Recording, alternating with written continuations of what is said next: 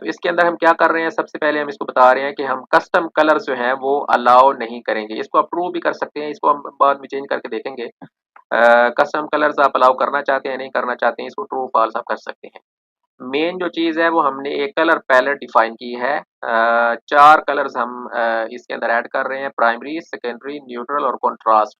ये 4 कलर्स हैं जो बेसिकली हमारी ये थीम सपोर्ट करेगी। इसको हम अभी सेव कर लेते हैं, कंट्रोल एस, और अभी हम इसका डेमो भी कर लेते हैं। तो इतना कोड ऐड करने के बाद अब आप अपनी थीम के हवाले से, अब ज़ाहिर है हर थीम जो है वो डिफरेंट कलर पैलेट्स को सपोर्ट करती है।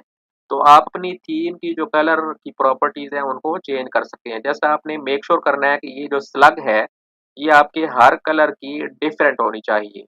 ये कोई भी एक वेरिएबल नेम हो सकता है, जिसको आप चेंज भी कर सकते हैं। और ये जो नेम है, ये आपका वो नेम है जो आपको वहाँ पर कलर के ऊपर शो होगा। तो ये उसका नेम होगा, ये बैक एंड पे वेरिएबल के तौर पर यूज़ हो रहा था, और ये आपका वो मेन कलर है जो आप उसको असाइन कर रहे हैं। इस पैराग्राफ जो आपने ऐड किया है, इसके ऊपर अगर आप क्लिक करें और यहाँ पर आप राइट साइड पे देखें, तो आपके पास ये कलर का ऑप्शन है।